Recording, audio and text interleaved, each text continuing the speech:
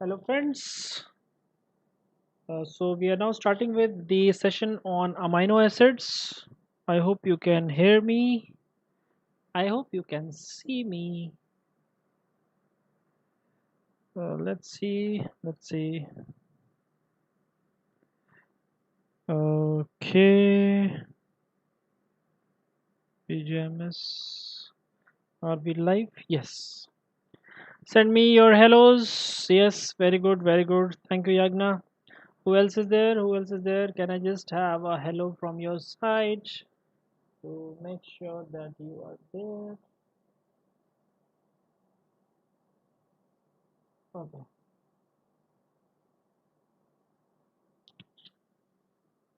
Okay. Who else? Who else is there? Who else is there? Let me see. Let me see. Send me your hellos.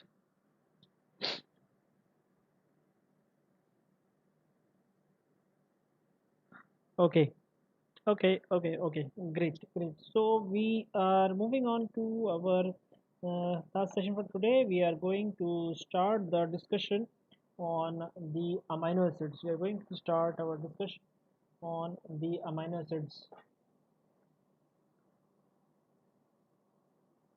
Okay. Great. Great. Great.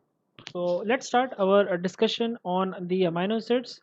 Uh, Before I start, anything you want to ask from the previous sessions that we have covered till now? If you have any questions, please feel free to send them across before we start this session on amino acids. Any questions?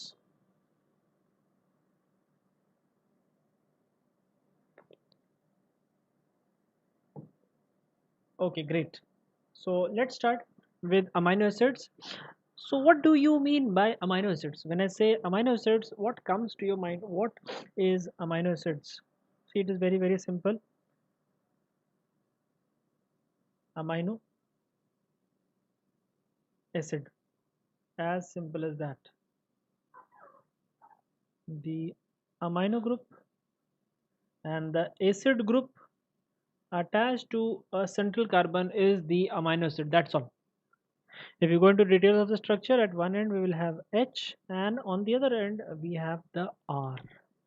So this is the amino and the acid. Based on these two groups we have the name amino acid. So to summarize, we have a central carbon, we call it the alpha carbon. The central carbon, this one, we call it the alpha carbon, right? To this alpha carbon, a carboxylic group is attached. To this alpha carbon, an amino group is attached. And to this alpha carbon, a unique R side chain is attached. The R is the simplest in glycine, which is H. Now when R is H, take a look at this structure. Take a look at this structure. When R is also H, tell me whether the alpha carbon, whether this carbon, is it chiral or non-chiral? My question is, if R is equal to H, is the alpha carbon chiral or non-chiral? Your answer is, it is non-chiral. This means if you have the non-chiral alpha carbon, we will not have enantiomerism. We will not have enantiomerism. In addition, we will not have optical activity.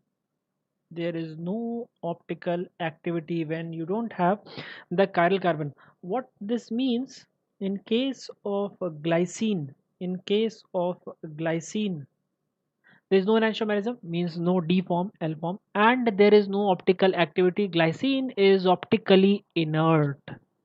Glycine is optically inert.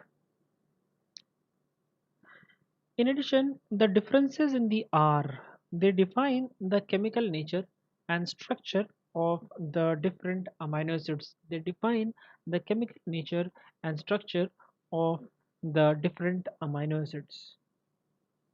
Now we commonly talk about 20 amino acids. Why 20 amino acids? There are more than 300 different amino acids in the human body. Why do we talk about 20 amino acids? What is special about these 20 amino acids? Why are these 20 amino acids special when the body contains more than 300 different amino acids? Can anyone tell me what is special about the 20 amino acids? Anyone? What is special about these 20 amino acids? So the answer is these are the amino acids which are specified by the genetic code. So the amino acids specified by the genetic code are the 20 amino acids that we will normally discuss. Now, what to note about these 20 amino acids? They are number one, L type. Except glycine, for all of them, we can describe the D and the L type. Except for glycine, for all of them, we can describe the D and the L type. In addition to that, they are alpha amino acids. In addition to that, they are the alpha amino acids. What do you mean by alpha amino acids? The amino group is attached to the alpha carbon. The amino group is attached to the alpha carbon. So they are L type alpha amino acids. In case of sugars, they were D type carbohydrates. The carbohydrates are D type. The amino acids which are there in the proteins are the L type. Some of them are dextrorotatory and some of them are levorotatory. This L type does not mean that they are levorotatory. This L type is for enantiomerism. This is not for optical activity.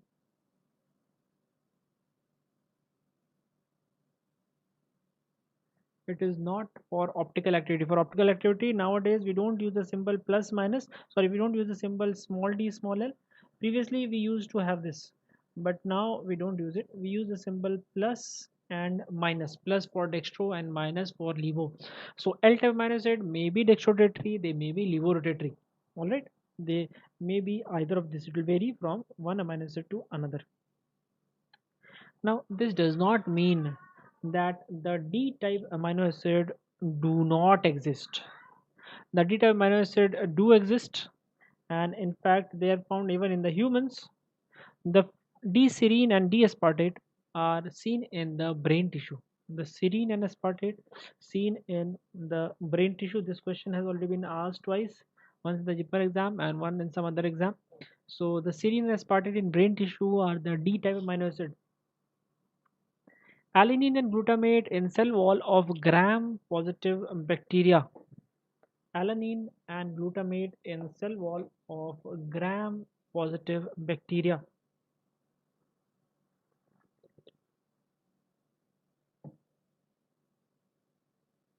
The amino acid in certain peptides are antibiotics, for example, bacitracin, gramicidin A, and bleomycin. These are also D type amino acid. In addition to L type, all of them are not D, some are D, and some are L type amino acid. Certain bacteria in the culture form the biofilm. So the biofilm of Bacillus subtilis, it contains the methionine, the tyrosine, leucine, and the tryptophan. The peptidoglycan layer of the Vibrio cholera, it contains leucine and methionine, which are the D forms. Leucine and methionine, which are the D forms. And lastly, cyanobacterial peptides, the microcystin and the nodularin. Cyanobacterial peptides, the microcystin and nodularin. These are some examples of D type alpha amino acids.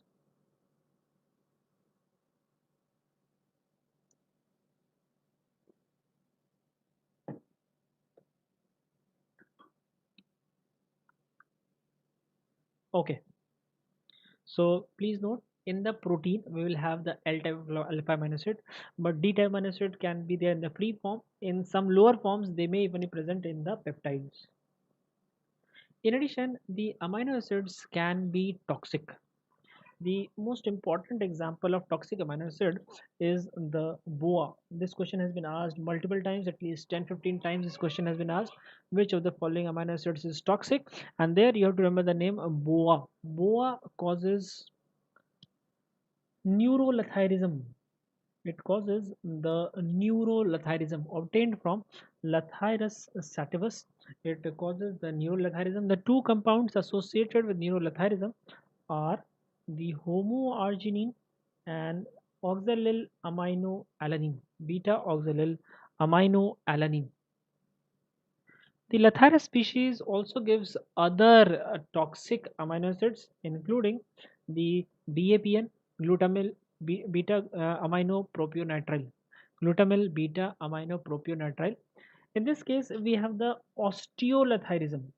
See, with BOA, we have the neurolathyrism. It is a neurotoxin, so it causes the neurolathyrism. With BAPN, we have the osteolathyrism. We have the osteolathyrism. In addition, we have the third compound, the diaminobutyric acid. It causes defect in the liver. It is affecting the urea cycle. It is affecting the urea cycle. So these are examples of amino acid which may be toxic. Amino acid doesn't mean always they are going to be useful. They can also be toxic, as you can see. BOA, BAPN, diaminobutyric acid are very frequently asked in the exam. You may find them clubbed under the heading of PSM, but these statements are clearly described in your Harper's Biochemistry. I write in the beginning of the chapter only these things are mentioned. Okay, no need to look at the extraterrestrial amino acids. Let's look at the properties of amino acids. What are the properties of the amino acids?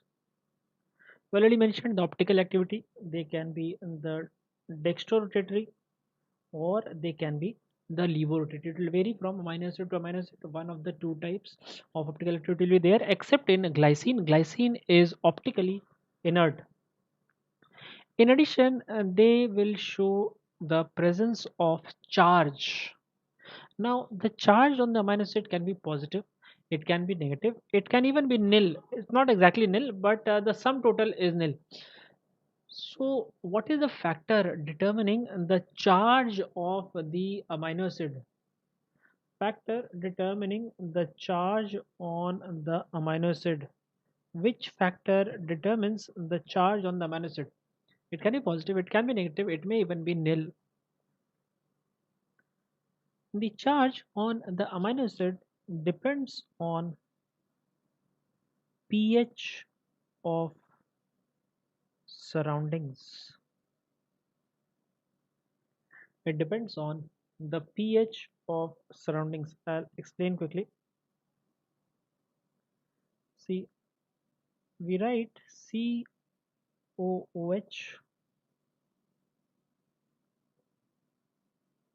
NH2. Now, this is the structure of the typical amino acid that we write, but amino acid never exists in this conformation. In this conformation, we'll never find the amino acid. So what we find, it depends on the pH. If the pH is quite low, let's say the pH is less than 1, at this point the amino acid will be something like this. It will be NH3 plus. In other words, it will have the positive charge. At very low pH, it will have the positive charge. If you start increasing the pH, in that case, first the proton from the stronger acid will be lost. Out of the two, obviously the carboxylic acid is the stronger acid. So now you find the total charge, there is one plus, there is one minus, is nil. There are charges on the molecule, but the overall charge is zero. This is what we call as the zwitterion. Overall charge, the overall charge is zero. If you increase the pH further and you go beyond 8, at this point even the weakest acid will lose their proton. In this case, this is the NH3 plus, which will lose the proton, and now the amino acid will become negatively charged. So what you can see, the pH of the surrounding will decide the pH, or sorry, the charge on the amino acid. In between we have the deuterion structure where the overall charge is nil. The overall charge is nil. Please note, at pH beyond 3, the alpha carboxylic group is negatively charged. This question is asked as a standalone one-liner question. The uh, carboxylic group of alpha carbon is negatively charged at physiological pH, true or false? So it will be true. Now, the pH at which the deuterion exists is known as isoelectric pH. This pH is known as the isoelectric pH, and it is written as Pi. It is written as Pi. So when I say Pi, it means the isolated pH, the pH at which the deuterions will exist. About 50% of the molecules will exist as deuterion at this pH. We call it the isoelectric pH. Isolated pH can be used for the separation of proteins and amino acids. The technique is known as isoelectric focusing.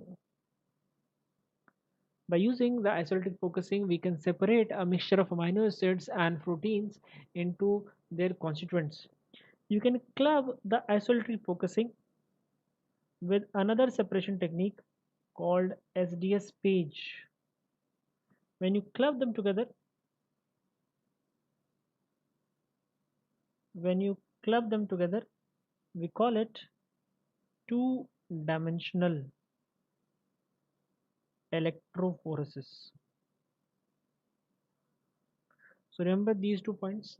The isoelectric focusing separates the amino acids and proteins based on their isoelectric pH.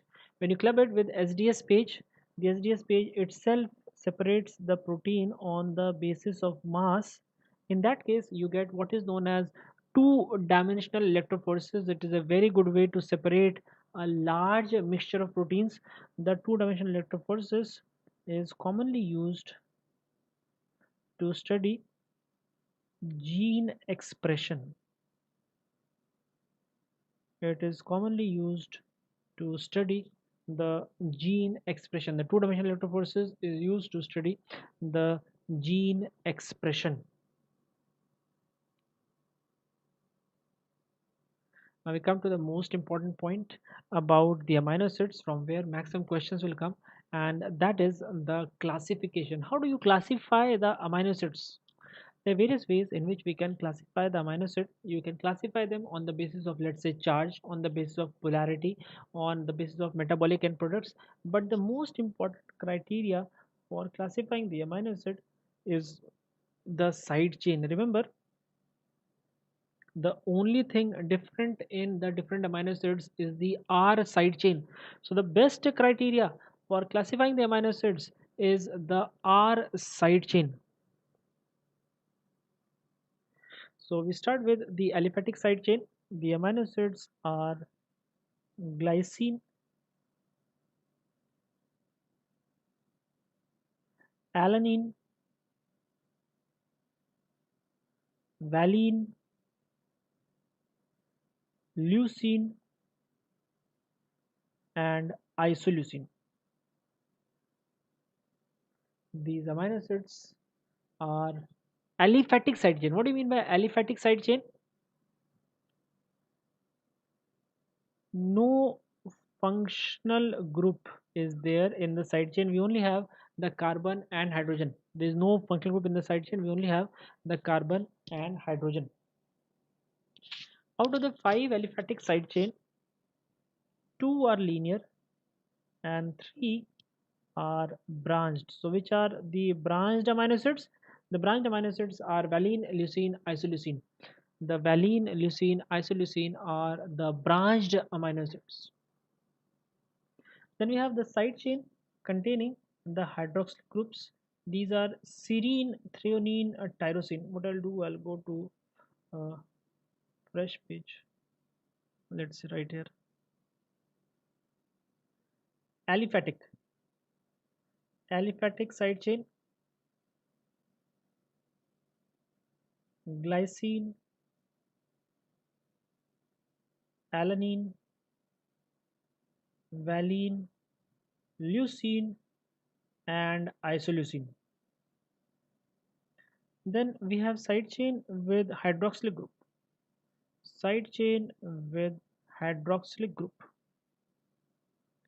These are serine, threonine, and tyrosine. Serine, threonine, and tyrosine. Side chain with sulfur,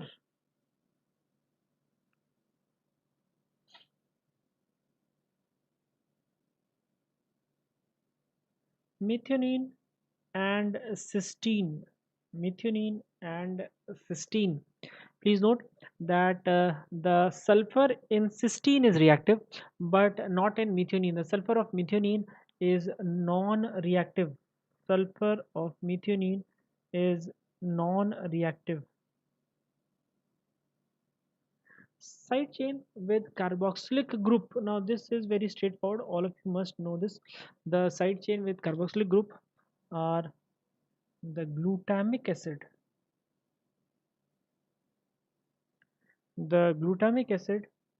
and aspartic acid.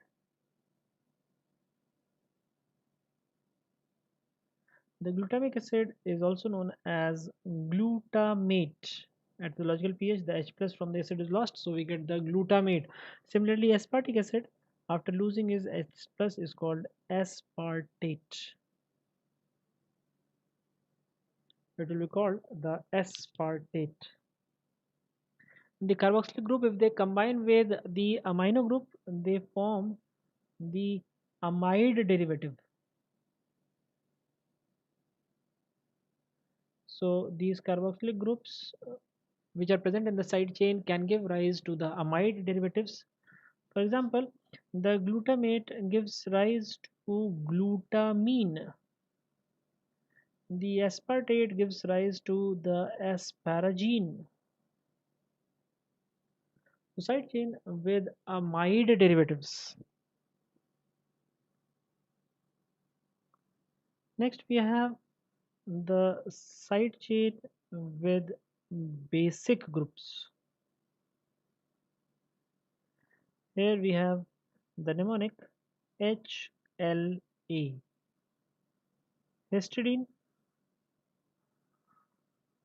lysine, and arginine. Histidine, lysine, and arginine. And then you have the side chain with aromatic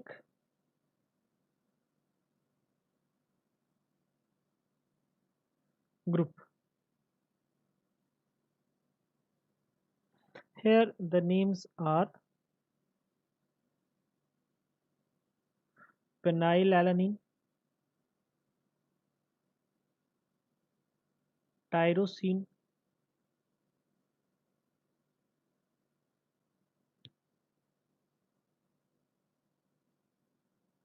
tryptophan, and histidine. What is to be noted is each of these each of these side chains, each of the aromatic side chains have their own name. For example, in phenylalanine we have the benzene group. For tyrosine we have the phenol group. For tryptophan we have the indole group, and for histidine you must be knowing, we have mentioned this before, we have the imidazole group. Each of the side chain have their own name, the benzene, phenol, indole, or the imidazole ring. Please note the side chain of arginine also has its own name, although it is not a ring structure. It is known as the guanidino group. So these are the side chain with the aromatic amino acid and the name of each of the aromatic amino acid. The only thing we are left with an amino acid where the side chain is amino group. Amino group is not there. We have the amino group, and the answer is proline. That makes your 20 amino acid. I'll quickly recap. I'll quickly recap. The amino acids with aliphatic side chain. When I say aliphatic side chain, I told you it means no functional group, only carbon and hydrogen. There is no oxygen, there is no nitrogen, there is no sulfur, nothing else, only carbon and hydrogen. That is the aliphatic side chain. So here we have the glycine, alanine, valine, leucine, isoleucine. Out of these, we had said that the last three, valine, leucine, and isoleucine, are branched. So you can see every day this miscreant will come, and this miscreant is going to do drama in our class.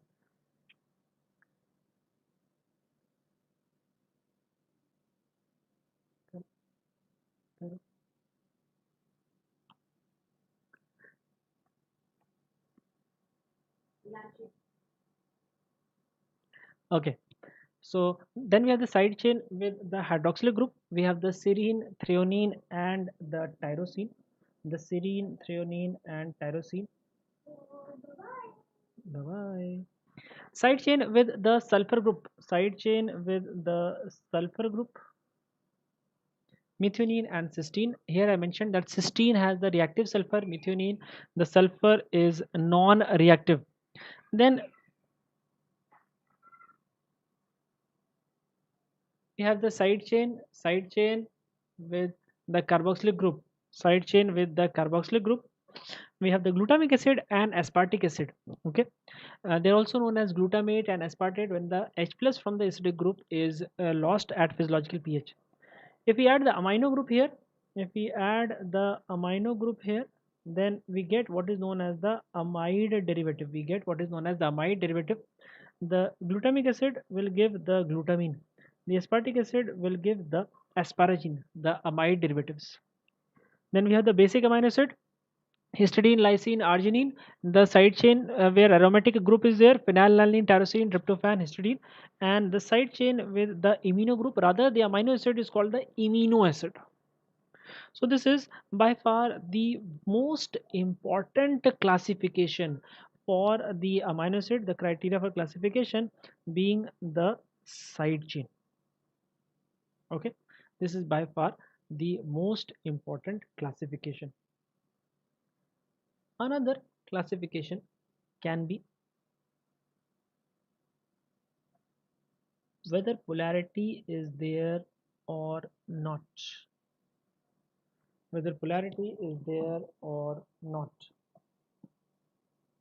So what we'll do in this list only, I'll quickly highlight the polar amino acid. I'll quickly highlight the polar amino acid. Okay. So out of the first five, only glycine is polar. Only glycine will show the polar.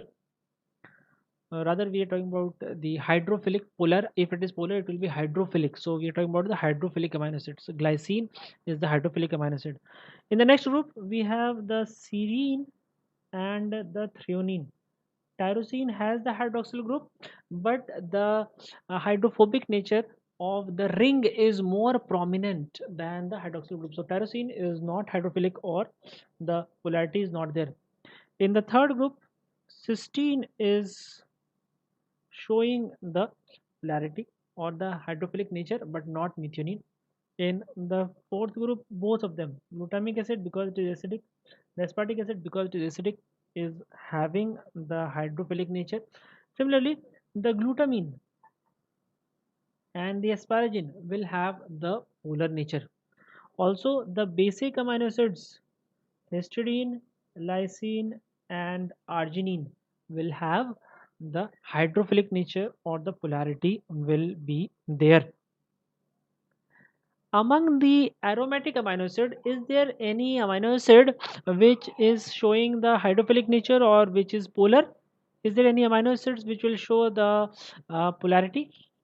The answer is written already in front of you. See, the answer is histidine. We already said that histidine is having the hydrophilic nature.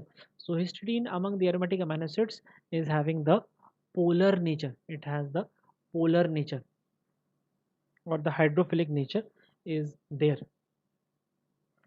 Okay, so second classification that we've done, whether which amino acids are hydrophilic and which of them are hydrophobic. Another very important criteria for classification is the metabolic end products. Based on this, what are the metabolic end products? The amino acids can be clubbed as glucogenic and ketogenic. So which of the amino acids are purely ketogenic? The amino acids which are purely ketogenic are lysine and leucine. Here I'd like to mention one thing. In two of the older edition of the Harper, in 28th and 29th edition, I think, uh, lysine was mentioned, leucine was not mentioned. So there was some confusion which is the purely ketogenic, which is not. But please note, in the later editions, it has been corrected. Both lysine and leucine are purely ketogenic. They will only give rise to the two carbon product which can produce only the ketone bodies. They cannot participate in gluconeogenesis. Some amino acids are both. Both means they are ketogenic as well as glucogenic. Previously, the mnemonic this was the pit. This is not a normal pit. This is the pit coming from Brad Pitt, because here we have two T's.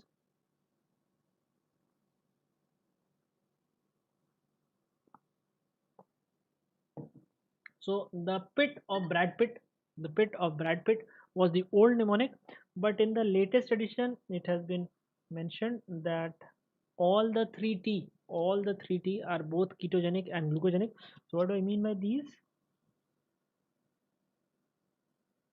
The phenylalanine, the isoleucine,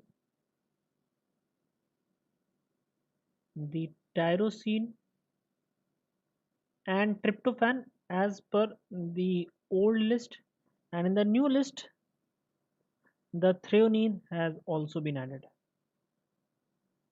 In the new list, the threonine has also been added, that both ketogenic and glucogenic. Threonine is also both ketogenic and glucogenic. And then we have the purely glucogenic. So this means all other amino acids, whatever are not listed here, they are purely glucogenic amino acids. They are purely glucogenic amino acids.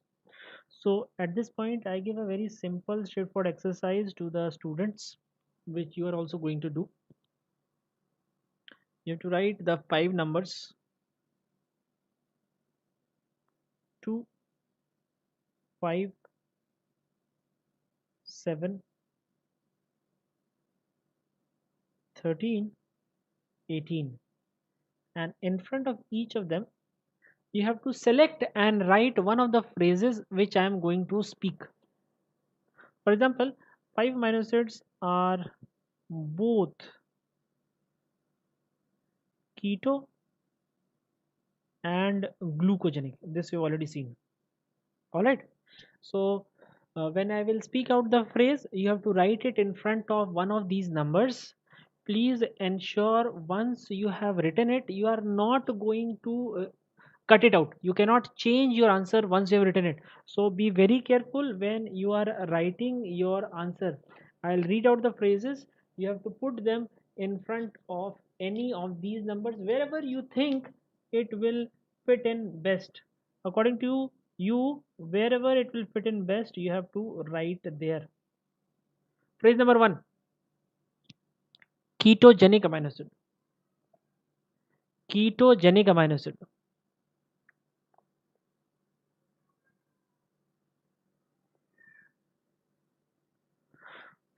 Phrase number 2, glucogenic amino acid. Is anyone else having problem with the monitor? Because I think the monitor is coming out fine. Is anyone else having problem with the monitor? The monitor looks fine.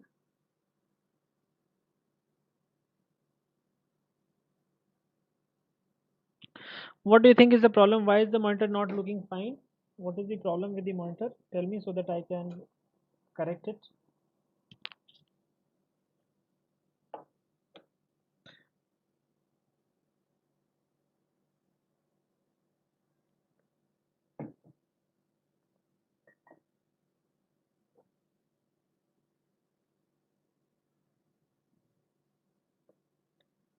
The others have a good view of the monitor.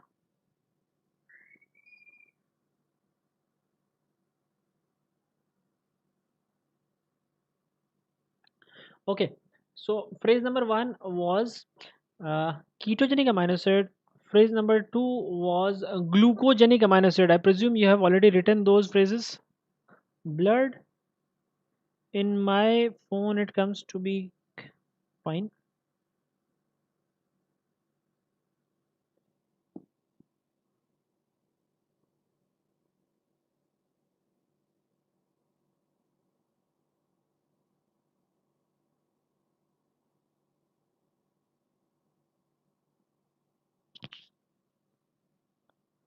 Uh, August, you will have to check your own monitor because I have two more monitors in front of me where the run is going on and it appears to be fine. It appears to be fine. Okay. Now, the last two phrases which you have to fit in, the last two phrases are purely ketogenic amino acid and purely glucogenic amino acid. So, I'll fill in the answers. Two are purely ketogenic, seven are ketogenic.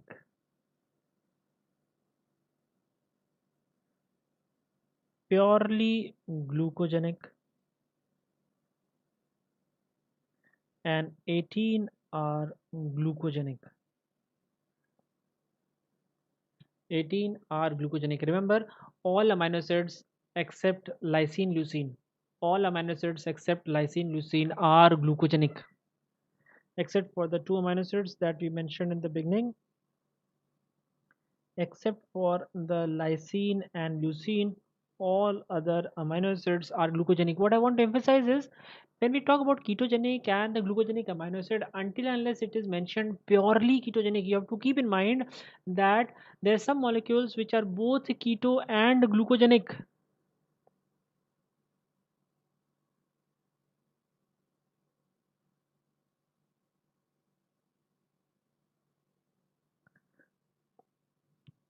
What seems to be the problem, August? What seems to be the problem?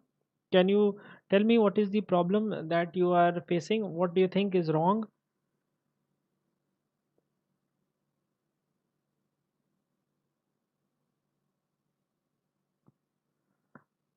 Okay.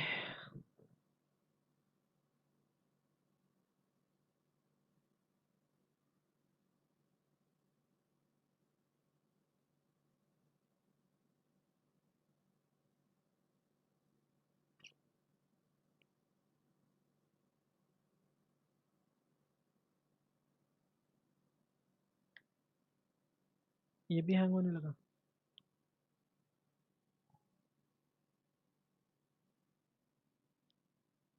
Hang हो गया.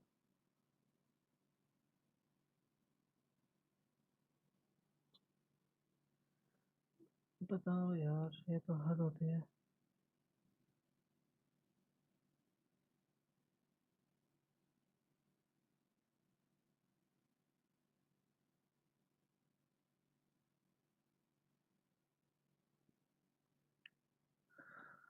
Okay, so we move on to what is the 21st amino acid.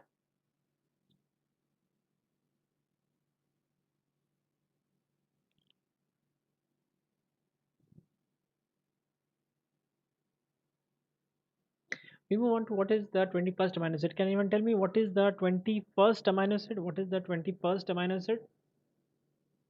Which amino acid is known as the 21st amino acid? The answer to this is selenocysteine. Selenocysteine is known as the 21st amino acid. The problem why it was identified so late is because it is coded by a codon which is normally identified as a stop codon. Normally this is a stop codon, but now it has been discovered that UGA also codes for selenocysteine under special conditions when it is followed by selenocysteine insertion sequence. When we have the sekis, this is known as sekis. When we have the sekis immediately after UGA, then it will code for selenocysteine. If sekis is not there, then the UGA will work as the stop codon. And the selenocysteine is present in several mammalian enzymes. I'll give you some examples. It is present in G6PD. It is present in G6PD. It is present in glutathione peroxidase. It is present in glutathione peroxidase. It is present in deiodinase, which converts the T4 to T3. It is present in the deiodinase. It is present in an enzyme called thioredoxin reductase. It is present in the enzyme called thioredoxin reductase. It is present in the enzymes which synthesize the selenocysteine itself. Selenocysteine synthase. It is present in the selenocysteine synthase itself. So these are some important examples where the selenocysteine is present in the catalytic side of the enzyme. If you compare the structure of selenocysteine, it is quite similar to cysteine. The only difference is in cysteine we have the sulfur. The sulfur has been replaced by a selenium. The sulfur has been replaced by a selenium. Here I would like to mention a very important information, new information. In the past, selenium was identified as antioxidant, but now it has been determined that the selenium itself doesn't have antioxidant activity, but as selenocysteine it is present in various enzymes which have the antioxidant activity. Please note, I'll repeat, selenium by itself does not have antioxidant activity. In the past it was assumed to have such, but it is wrong. Rather, selenium is part of selenocysteine through which it participates in antioxidant activity by various enzymes. The G6PD, glutathione peroxidase, the thyrodoxine reductase, all of these are participating in the antioxidant activity. So selenium is not antioxidant. Selenocysteine is part of enzymes which are antioxidant. So this contributes to the indirect requirement of selenium for antioxidant action. Selenium by itself does not have antioxidant activity. So two things you must remember. Number one, the codon is UGA. Number two, it is present in several mammalian enzymes. And then we also have something called the 22nd amino acid. Here you need to know only two things. The name. What is the name? The name is pyrrolysine. And what is the codon? The codon for pyrrolysine is UAG. It is not very important because it is not found in higher animals. It is only found in methanogenic bacteria. It is only found in methanogenic bacteria, so not very important. If you remember the name, that will be good enough. And at most you can remember the codon for pyrrolysine. In this case it is UAG. Please note, this is also traditionally identified as a stop codon. This is also traditionally identified as a stop codon. The other detail you need not know, it is not required. So 21st and the 22nd amino acid, 21st and the 22nd amino acid. Now we come to some of the very important amino acids and their derivatives. Sometimes the amino acid directly have some physiological role. We will mention that also. Sometimes they can have a very important physiological role by a slight modification. We'll take a look at that also. One of the very important functions of amino acid and derivatives is as neurotransmitters. As you can see, the glycine, the glutamic acid, the dopamine, norepinephrine, and epinephrine, the catecholamines, all of them obtained from tyrosine. All of them obtained from tyrosine. The serotonin obtained from tryptophan,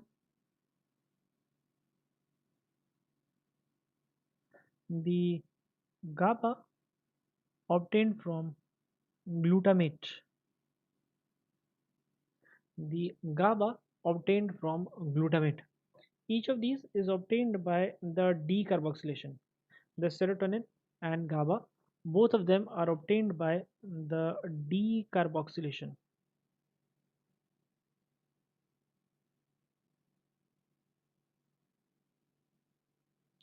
In addition, there are some other products.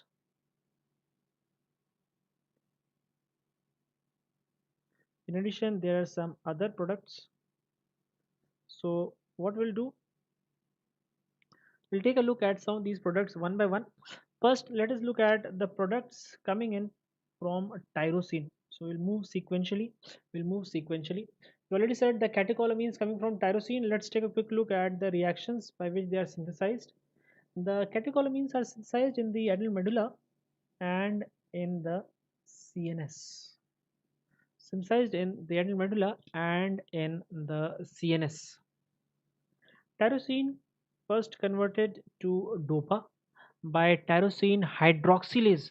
Remember, this is an oxidoreductase. Hydroxylases are oxidoreductase. Remember, we had mentioned. The dopa is then converted into dopamine by the dopa decarboxylase. Remember, for decarboxylation, we require pyridoxal phosphate. For carboxylation, we require biotin B7. For decarboxylation, we require pyridoxal phosphate vitamin B6. Alright, so decarboxylase will convert dopa to dopamine. Dopamine is the first catecholamine. It is the first catecholamine.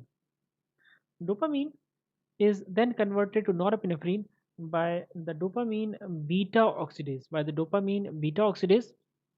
Now here we require multiple coenzymes and cofactors. The oxygen, vitamin C, and copper. Oxygen, vitamin C, and copper, all of them are required. Oxygen for oxidation, the copper and vitamin C are the main additional groups which are required. The dopamine beta oxidase requires copper and vitamin C to give us the norepinephrine. Norepinephrine is finally converted into epinephrine by phenylethanolamine N-methyl transferase. In brief, this enzyme is known as PNMT. Very frequently in the option of the question, we'll only see the PNMT. In addition, it requires the methyl group from SAM. S-adenosylmethionine is the methyl group donor. Methyl group has been donated here, which results in conversion of norepinephrine to epinephrine. So SAM is another important one carbon donor. The second one is the tetrahydrofolate. We'll come across this later when you're doing the vitamins. We'll talk about the tetrahydrofolate. So in this way, the catecholamines, the dopamine, the norepinephrine, and epinephrine have been synthesized in the adrenal medulla and in the CNS. In the adrenal medulla and in the CNS, they are synthesized. If you go to the thyroid gland, there the tyrosine is converted to the T3 and T4, the thyroxine hormones, by a series of reactions. Similarly, in the melanocytes, the tyrosine is converted to melanin. Tyrosine is converted into melanin. This is very very important because melanin is responsible for pigmentation throughout the body, whether it is the skin or it is the retina or it is the uh, uh, iris. The pigmentation will come from the melanin. So tyrosine is giving us a set of products. We mentioned catecholamines, the catecholamines, the catecholamines, the T3, T4, and melanin. All of them are coming from the tyrosine. Another important donor is the tryptophan. Tryptophan will give us the melatonin. Please note, melatonin is coming from tryptophan, which is responsible for the circadian rhythm. Serotonin and the niacin. Niacin meaning the vitamin B3. 60 milligram of tryptophan is required to convert it to 1 milligram of niacin. From 60 milligram tryptophan, we get 1 milligram of niacin. The arginine will give rise to nitric oxide. The name of the enzyme is nitric oxide synthase. This is a very, very important second messenger. Nitric oxide is a very important second messenger. And then we have histidine coming from histamine. Histidine coming from histamine.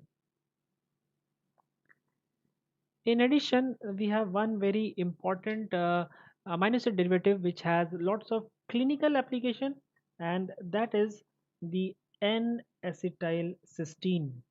The N-acetylcysteine is used in the paracetamol toxicity, the hemorrhagic cystitis, and the cystic fibrosis. It helps to generate, or it is a precursor of glutathione. It helps to regenerate the antioxidant molecule, the glutathione. So these are some of the very important special products coming from the different amino acids, and they are very frequently asked. Now here I'd like to tell you, in a large number of guides and books, we'll have a very long detail about the carbon chain of the amino acid, how they're getting reacted, what products are being formed. All those questions are not asked. I would advise you not to go into the details of those questions. That is a very very very low yield topic. In the last 5 years, we have not had a single question from the products, or you can say the metabolites of the carbon chain of the amino acid. So I would request you to ignore that part. Although it appears to be important, it was important when we are doing the first year prop, but for the last 5 years we've not had question from that section. So we would ignore that section, and we move on to the amino acid metabolism, focusing on the amino group. Rather than focusing on the carbon skeleton, we are going to focus on the amino group.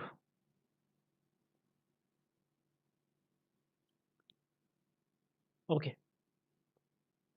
the amino acid metabolism of the amino group is described in different stages, so we'll start talking about them one by one.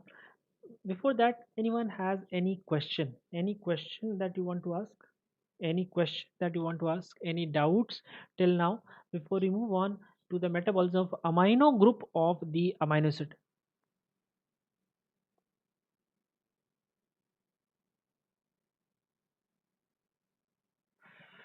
Any questions so far before we move on to the metabolism of amino group of the amino acid?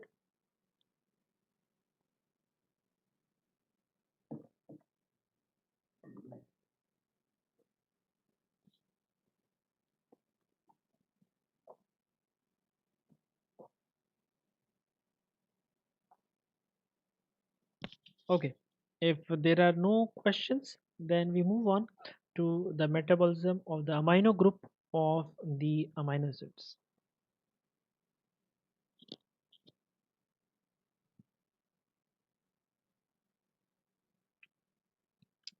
The four stages of the amino acid metabolism. The four stages of the amino acid metabolism: the transamination, the oxidative deamination of glutamate, the ammonia transport, and the reactions of the urea cycle. We'll talk about them one by one, starting with transamination, then we move on to the oxidative deamination, then ammonia transport, and reactions of urea cycle. Please note, the urea cycle is only one part of the metabolism of the amino group.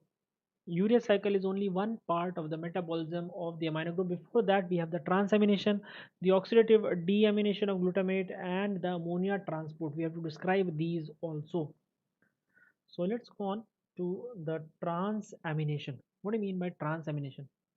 Transamination transfers the alpha amino nitrogen to the alpha ketoglutarate. Mostly the recipient will be the alpha ketoglutarate. The alpha ketoglutarate will then get converted into the glutamate. This is the description of transamination. If you want to see it diagrammatically, see what is happening. The amino acid will give its amino group to alpha ketoglutarate, and the alpha ketoglutarate gets converted to glutamate. The amino acid gets converted to the keto acid. So what is happening here? You start with amino acid and keto acid.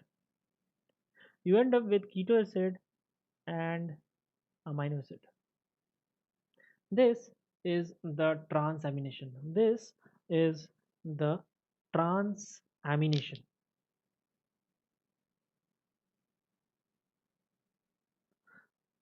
The coenzyme required for transamination is the pyridoxal phosphate. Pyridoxal phosphate, I'll repeat, is the vitamin B6, that is pyridoxine.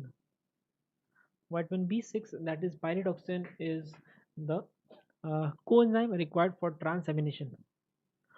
All amino acid undergo transamination. Whenever we say all, at the end we must write except. So all amino acid undergo transamination except, and the exception is the threonine, the lysine, the proline, and the hydroxyproline. The lysine, threonine, proline, hydroxyproline are the four amino acids which do not undergo, all except, they do not undergo transamination. All right. So that is stage one, that is transamination, at the end of which the amino acid is converted to keto acid and the amino group is accumulated in the glutamate. So now we have to release this amino group. So we go to stage two. Stage two is the oxidative deamination. Remember, the reaction of stage one, that is transamination, is freely reversible. The reaction is freely reversible.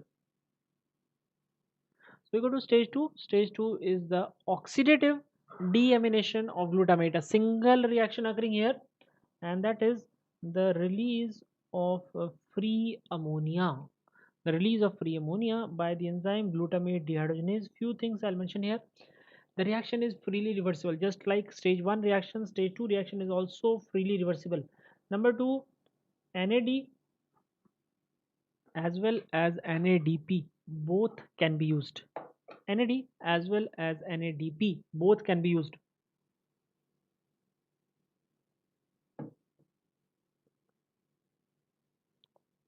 Right? Third, the backward reaction will cause depletion of alpha ketoglutarate. Suppose there is a situation where the ammonia rises. If ammonia rises, the backward reaction will become more favorable because the product is starting to accumulate. So backward reaction becomes more favorable. So it will start going backwards. It will react with alpha ketoglutarate and form the glutamate. But ammonia has increased, alpha ketoglutarate has not increased. Therefore, what will find a decrease in alpha ketoglutarate.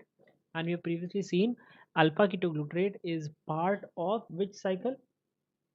It is part of the Krebs cycle. It is part of the Krebs cycle. So if the alpha ketoglutarate decreases, the Krebs cycle will also slow down. And when the Krebs cycle slows down, you will get less ATP. because the Krebs cycle was the main producer of the energy, that is ATP. And when there is less ATP, the tissues which require a lot of energy, they are going to be affected first. And the leader in this list is CNS. So ammonia toxicity causes CNS symptoms, mostly coma. Okay. So when you have a patient of ammonia toxicity in coma, your first target should be to remove the ammonia. When you remove the ammonia, the forward reaction will become favorable. Alpha ketoglutarate will start getting generated, will start participating in the Krebs cycle, energy will be produced, and the patient will sit up from coma. He'll sit up immediately. So the first step in management of the ammonia toxicity should be the removal of ammonia. Remember, this reaction is also freely reversible. The backward reaction is responsible for the toxicity of ammonia. The backward reaction is responsible for toxicity of ammonia. The ammonia is neutralized by the alpha ketoglutarate from Krebs cycle. The ammonia is neutralized by alpha ketoglutarate from the Krebs cycle. Ammonia has some other ways in which it can cause toxicity. It has its own osmotic load. So when it enters the CNS, it gets converted to the ammonium ion, causes osmotic load, and therefore it contributes slightly to the neurological presentation. It contributes slightly to the neurological presentation. The glutamate, and which can then get converted to glutamine. They are neurotransmitters. So excess of one group of neurotransmitters will again present neurological signs and symptoms. It will again present the neurological signs and symptoms. Lastly, the ammonia. It can enter the myelin sheath. It is easily soluble. It passes through the lipid. It can dissolve in the myelin sheath, and it causes nerve irritation. The ammonia can cause nerve irritation. So other ways in which it can cause damage: osmotic load, excess neurotransmitter, and neural irritation by entering the myelin sheath. That's stage 2. At the end of stage 2, what we get is the ammonia. Remember, ammonia is toxic. The further reactions of this ammonia will occur in the liver. The urea cycle occurs only in the liver. The urea cycle occurs only in the liver. But you cannot tell the ammonia, okay, you go to the liver, will come and do the reactions. It's like you catch the thief and you tell the thief, okay, you go to the jail, we are coming from behind you. It will never reach the jail because it will dissipate in other tissues and it will cause a lot of problem. So next we have to do is ensure that this ammonia reaches the liver by ammonia transport. So stage 3 is ammonia transport.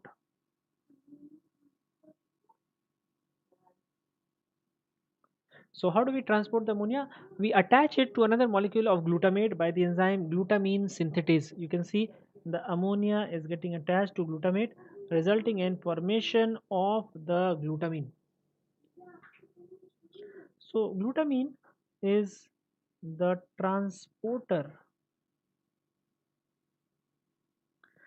of ammonia for most of the tissues. For most of the tissues, the glutamine is the transporter of ammonia from the tissue to the liver. Transporter of ammonia to liver for most of the tissue is glutamine. One exception is one exception is the muscle. For muscle, I'm sorry, for muscle, the ammonia transporter is alanine. Alanine transports the ammonia in muscle. In muscle, the alanine will transport the ammonia. For all of the tissues, the glutamine. For all of the tissues, the glutamine will be the transporter of ammonia. Remember, this reaction is not reversible. To go in the backward direction, we require a different enzyme. And the name of the enzyme is glutaminase. If you go in the backward direction, you convert the glutamine back to glutamate, and ammonia will require the glutaminase. It will release the ammonia and glutamate, and the glutamate can be made to release another ammonia. It will release one more ammonia by the action of glutamate dehydrogenase. These two reactions will occur in the liver.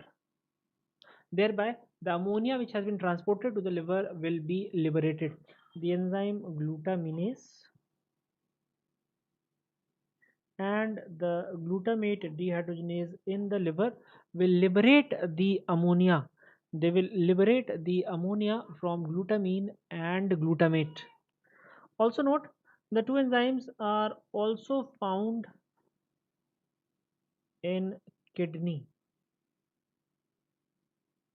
They are also found in the kidney, where they participate in the acid base balance. They participate in the acid base homeostasis in the kidney. Okay, so now the ammonia has reached the liver, where it is going to participate in the reactions of urea cycle, where it will participate in the reactions of urea cycle. Before that, let us talk about hepatic encephalopathy. See what we had said, the oxidative deamination of glutamate.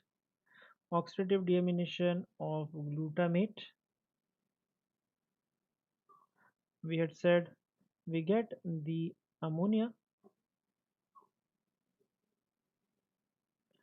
and the alpha ketoglutarate. We get the ammonia and the alpha ketoglutarate. Remember, this reaction is freely reversible under the influence of the enzyme glutamate dehydrogenase, where NAD or NADP gets converted into NADPH. Right? Now, suppose there is some damage in the liver, or there is some damage in the body, because of which there is increase in the body ammonia. There is increase in the body ammonia. We call it the hepatic encephalopathy. Hepatic encephalopathy, we call it, where there is increase in the ammonia. So now, if one of the products is elevated, the backward reaction becomes favorable. The backward reaction becomes favorable. So ammonia will start combining with alpha ketoglutarate to get converted back to glutamate. Please note, ammonia has increased. The alpha ketoglutarate amount is still the same. There is no change in the amount of alpha ketoglutarate. So when you start pushing the reaction in the backward direction, what will happen? There will be depletion of alpha ketoglutarate, decrease in the concentration of alpha ketoglutarate. Remember, alpha ketoglutarate is an intermediate of which pathway? The Krebs cycle. So when there is decrease in alpha ketoglutarate, the next step will be the Krebs cycle will slow down. And when the Krebs cycle will slow down, what will happen? Less ATP produced. Now, if less ATP is produced, normally it will not have much effect on most of the tissues except one, which requires lots and lots of ATP even at the resting stage, and that tissue is CNS. So when there is low ATP production, the patient will land up in coma. The neurological sign symptom, the end point will be the coma. So, in management of the hepatic encephalopathy, the first target should be to decrease the ammonia level. When you decrease the ammonia level, the forward reaction will again become favorable, and the alpha ketoglutarate can be released. It will increase in amount, the Krebs cycle will slow down, and the ATP depletion will also disappear. This is what we are talking about in the hepatic encephalopathy. I hope it is clear to everyone now. I hope the hepatic encephalopathy is clear. Nagendra, I hope the hepatic encephalopathy is clear to you. This is the main cause for hepatic encephalopathy. The depletion of alpha ketoglutarate by ammonia. Depletion of alpha ketoglutarate by ammonia is the main cause. We'll come to lactulose later. Don't worry, we'll come to lactulose later. That is entirely different story. The lactulose is an entirely different story. We'll do that once we complete the urea cycle disorders. Lactulose is an entirely different story.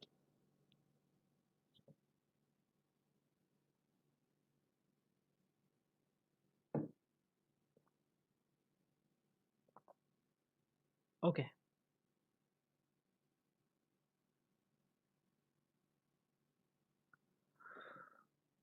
Okay. So let us now talk about urea cycle.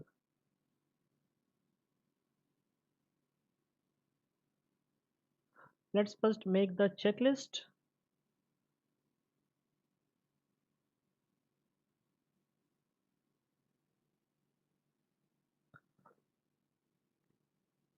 Okay.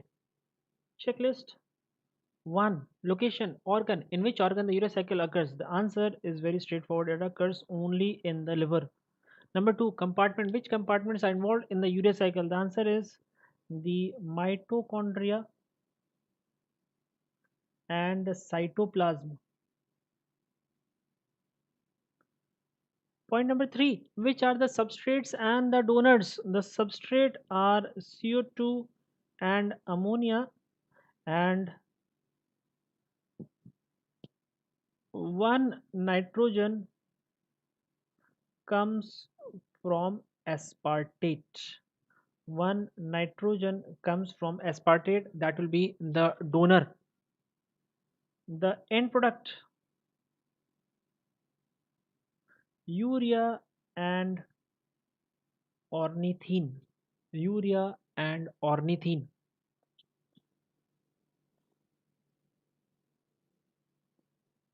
Urea and ornithine.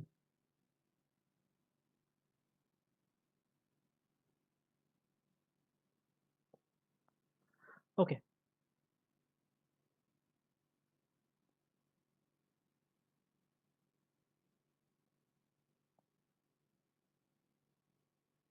Urea and ornithine. Rate limiting enzyme. This enzyme is also targeted for regulation, so I'll write them together. The rate limiting enzyme and target for regulation. The rate limiting enzyme and target for regulation are the same, that is enzyme 1 of the pathway, carbamoyl phosphate synthetase 1. Carbamoyl phosphate synthetase 1 is the rate limiting enzyme as well as the target for regulation. It is the first enzyme of the pathway. And finally, we have the energetics. Energetics, remember, a total of 4 ATP per round of urea cycle. 4 ATP per round of urea cycle is consumed.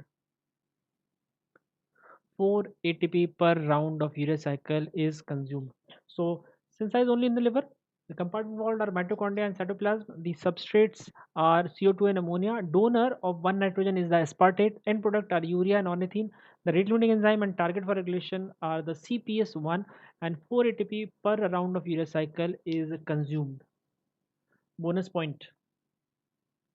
New research has discovered the urea cycle like reactions in the brain also. So if liver is not there in the option, you can mark a CNS. In several papers published in the last 2-3 years, it has been shown that urea cycle reactions also occur in the brain. Second, let's look at the cycle.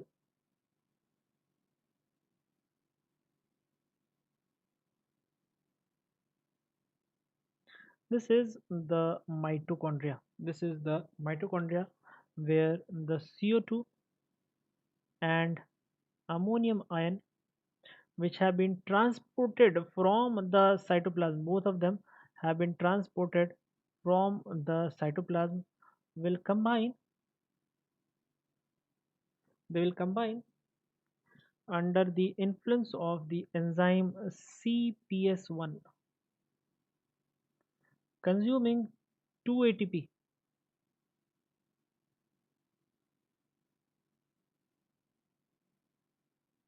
Remember, for this reaction, we require a coenzyme, the N-acetyl-glutamine. The N-acetyl-glutamine is the coenzyme required for this reaction, resulting in the formation of the carbamoyl phosphate, resulting in the formation of the carbamoyl phosphate. The carbamoyl phosphate will combine with ornithine. The carbamoyl phosphate will combine with ornithine. This ornithine has also been brought from the cytoplasm by a transporter. The enzyme catalyzing the reaction will be ornithine transcarbamylase. Ornithine transcarbamylase.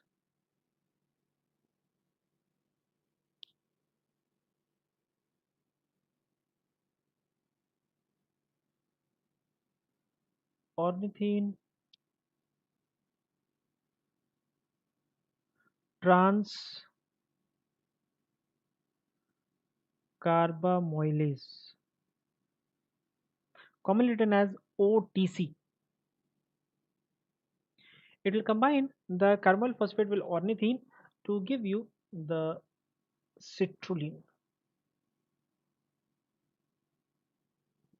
So now the citrulline is formed, and the citrulline is quickly transported outside again by a transporter.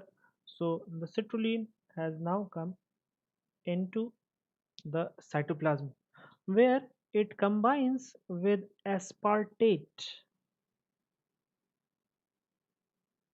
where it combines with aspartate to generate arginosuccinate. In this reaction, you will note that ATP is converted into AMP. Now please note, whenever ATP is converted directly into AMP, we count it as 2 ATP. Whenever this conversion occurs, we count it as the 2 ATP. So 2 ATP have been consumed here, and 2 ATP have already been consumed here. Total 4 ATP have already been consumed. The enzyme catalyzing the reaction is the arginosuccinate synthetase. The enzyme catalyzing the reaction is the arginosuccinate synthetase. The arginosuccinate will then split into arginine and fumarate. It will split into arginine and fumarate by the enzyme arginosuccinate lyase, also known as arginosuccinate lyase, or the arginosuccinase, which again splits into two under the influence of the enzyme arginase.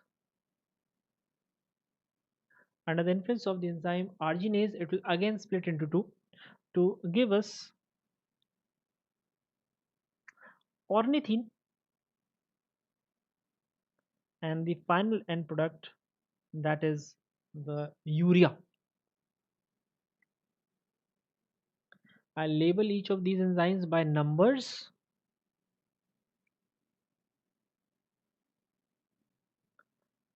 Enzyme number 1,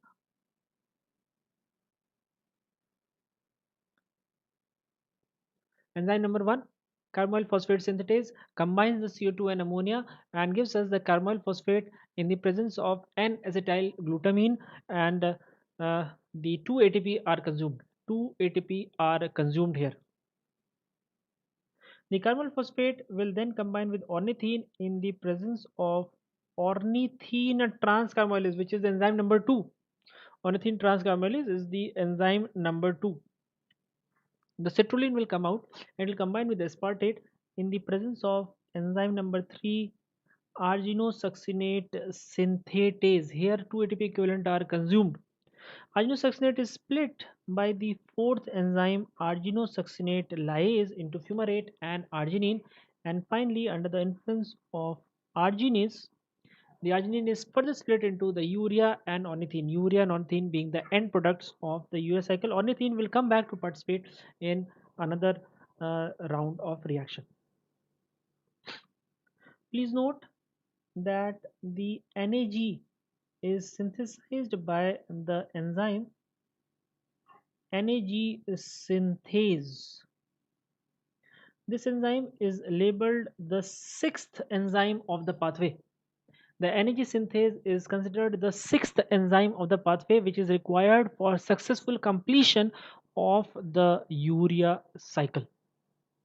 What else? The fumarate which has been formed. The fumarate which has been formed again enters the mitochondria. With the help of the transporter, the fumarate will enter the mitochondria. From fumarate, we get the malate. From malate, we get the oxaloacetate. And finally, from oxaloacetate, we get the aspartate by transamination. We get the aspartate by transamination.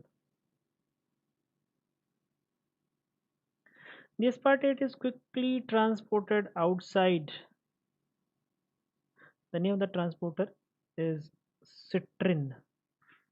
The name of the transporter is citrin, whereby the aspartate can participate in the step 3 of the urea cycle. Please note the urea cycle described by the scientist Krebs. The first metabolic pathway to be completely described by the scientist Krebs is the urea cycle. 4 years later, Krebs followed the fumarate into the mitochondria and discovered a second pathway that is commonly known as TCA cycle, also known as the Krebs cycle. So these reactions whereby fumarate is converted back to aspartate are also part of the Krebs cycle. When you consider them together, the urea cycle and the regeneration of aspartate, we call it the Krebs bicycle. So the Krebs bicycle is the reactions of urea cycle plus the regeneration of aspartate. Reactions of urea cycle and the regeneration of aspartate together form the Krebs bicycle. Both of them have been described by Hans Krebs. Urea cycle, therefore, is also known as the Krebs-Henseleit cycle. The one his intern at this time was the Henseleit, so it is also known as the Krebs-Henseleit cycle. Now, please note two more numbers. The citrin transporter is labeled as number 7 in the series. The citrin transporter is labeled number 7 as in the series, and the ornithine transporter is labeled as number 8 in the series. Ornithine transporter is labeled as number 8 in the series. Any of these numbered molecules, when they are deficient or absent, can give rise to the urea cycle disorders. If any of these molecules is missing or it is decreased in amount, it will give rise to what we commonly call the urea cycle disorders.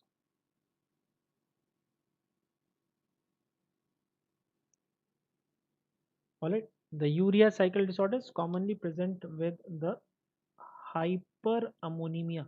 The most important feature will be the hyperammonemia. Subsequent clinical signs symptoms will be there due to hyperammonemia, but the most important biochemical finding will be the hyperammonemia. So these denote the names of the molecules and will quickly list the disorders. Deficiency of enzyme 1 CPS1 will cause hyperammonemia type 1. Deficiency of ornithine transcarbamylase will cause hyperammonemia type 2. Please note, in these two conditions, the severity of increase in ammonia is maximum. So only these two are labeled as hyperammonemia type 1 and type 2. The others will have different name. In others, the hyperammonemia is there, but it is not so severe. The third, where we have the deficiency of arginosuccinate synthetase, the citrulline will accumulate.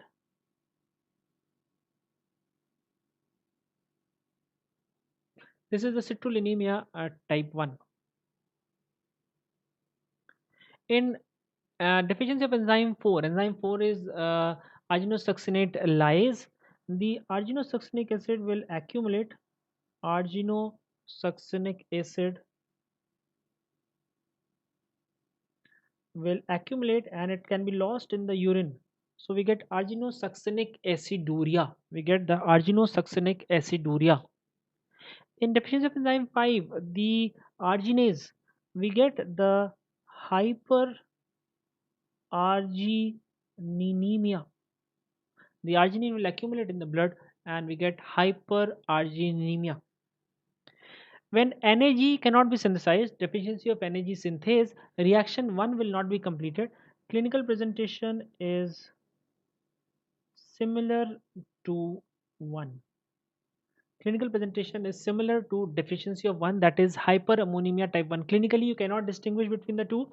The deficiency of enzyme 1 and enzyme 6 will be clinically exactly same.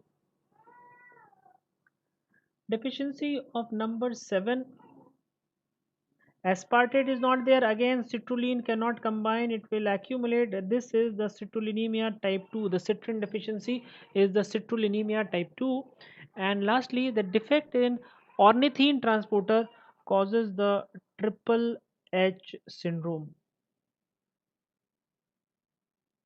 It causes the triple H syndrome. Now I'll show you each of them in the slides, so you can take a quick look, and there I'll mention 2 3 more extra points.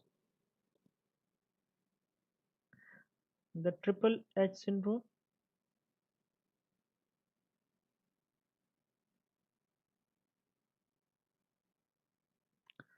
This is what we have written. Hyperammonemia type 1 due to defect in the caramel phosphate synthetase 1. The hyperammonemia type 2 due to defect in the ornithine transcarbamylase.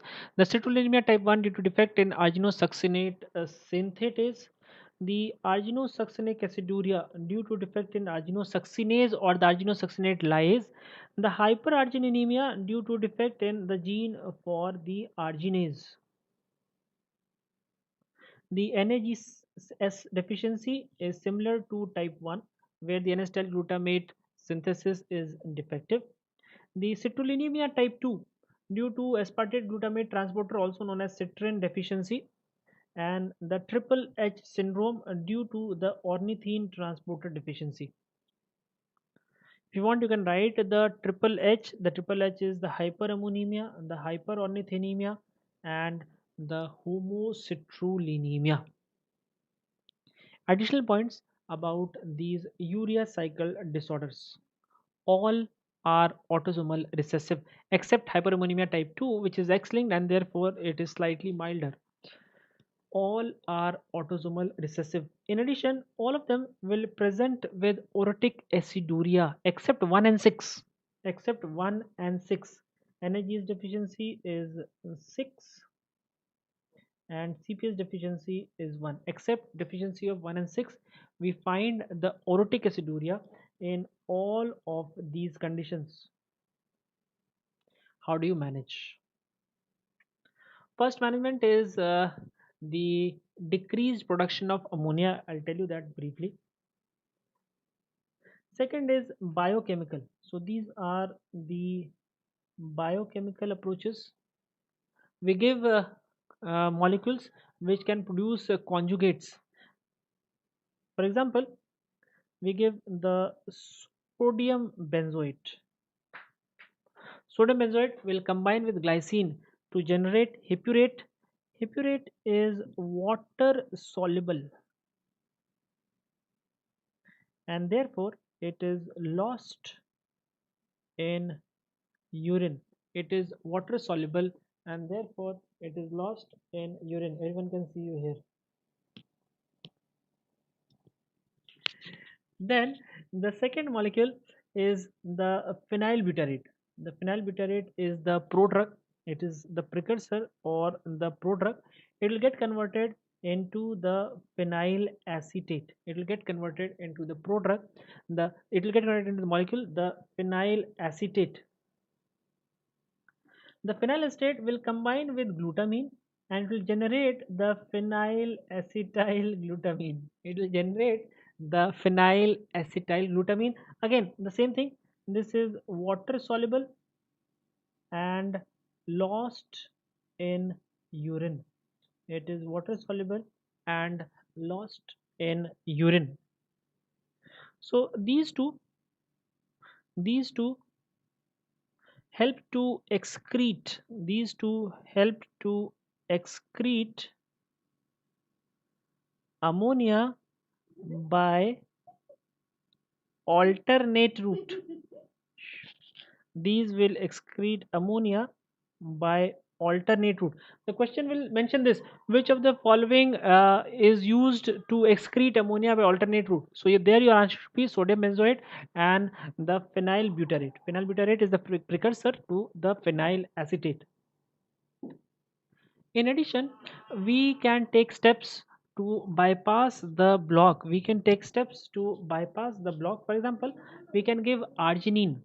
Arginine will be helpful in the block of 3 and 4. When arginosuccinate synthetase is not there, or the arginosuccinate lyase is not there, in that case, the arginine can be helpful. In addition, the N-carbamyl glutamate. This will be helpful when NAG synthase is not there, because an N-carbamyl glutamate is similar to the N-acetyl glutamate and it is able to act as the coenzyme for the CPS1. Alright, so these two help to bypass the block. Wherever the block is there, they help to bypass the block in the urea metabolism. The first part of the management, which decreases the ammonia production, I'll write separately.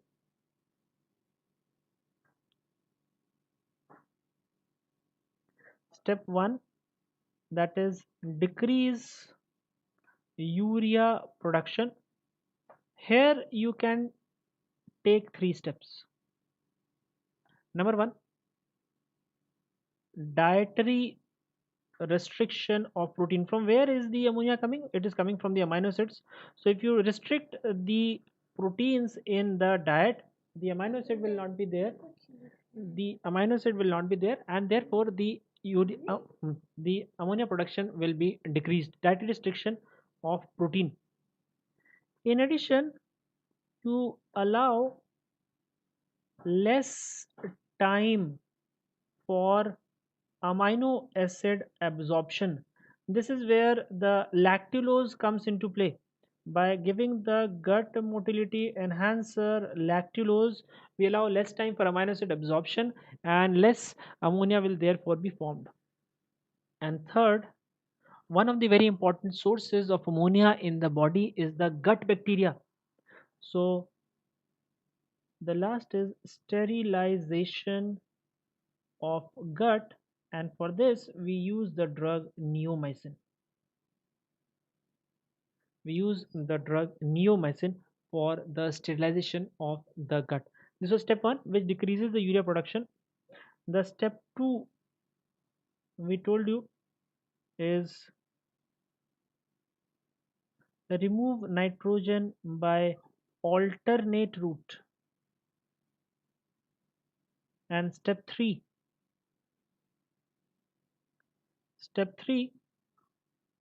bypass the block.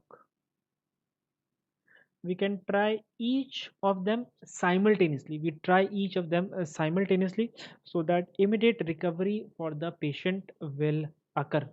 So I hope someone was asking about lactulose. Nagendra, now your question is answered. How the lactulose will help in the hepatic encephalopathy? It will allow less time for amino acid absorption, and therefore the urea production in the body, or rather ammonia production in the body, will be decreased.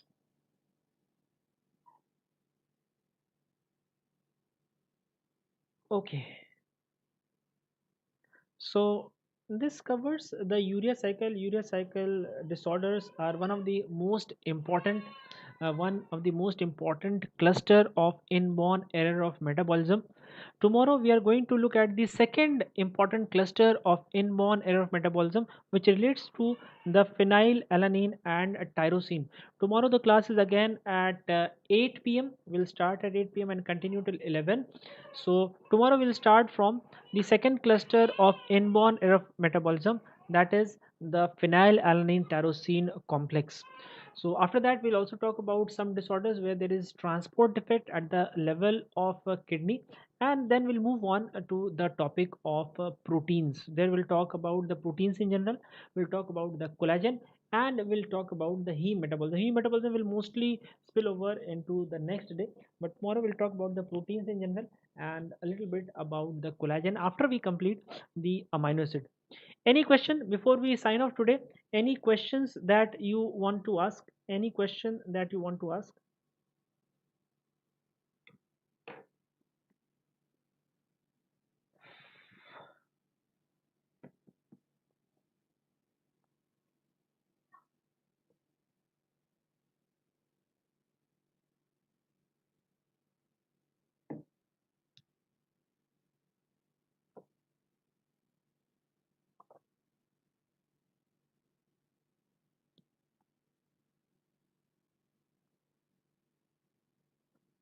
So if there are no questions, then we'll sign off for today.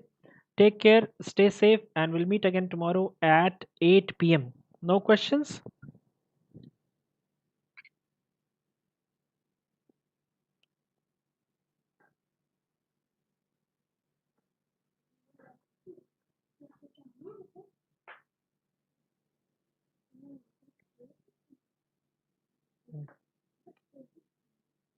If there are no questions, then we'll sign off for today and we'll start tomorrow at 8 p.m. again.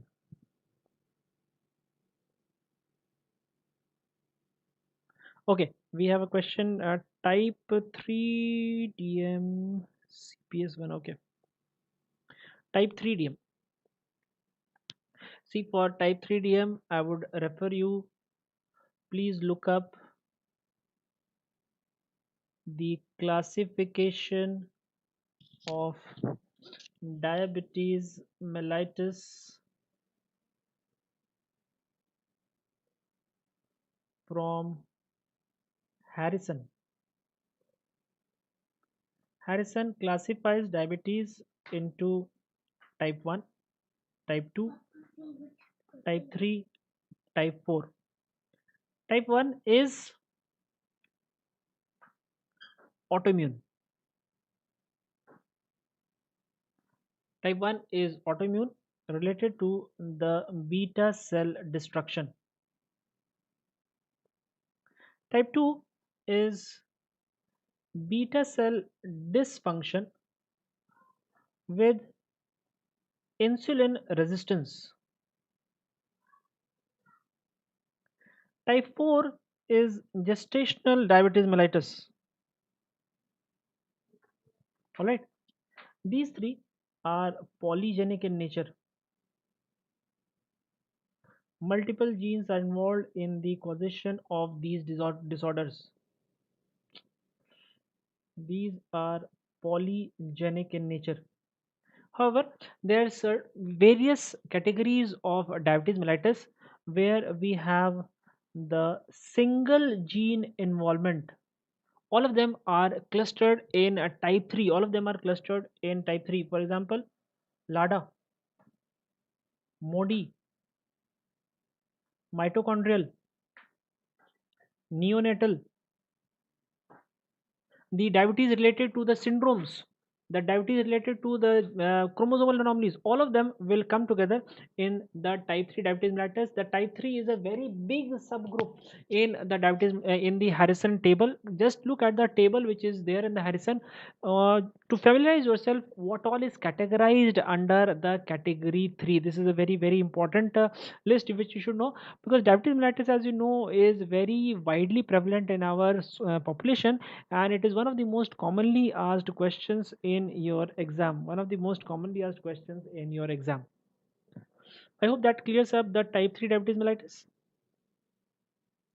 Please note, this classification of diabetes mellitus from Harrison is different from the ADA. It is different from ADA. In ADA, these 3 and 4 are interchanged. In ADA, type 3 is gestational and monogenic is type 4. In Harrison, the type 3 is monogenic and gestational is type 4.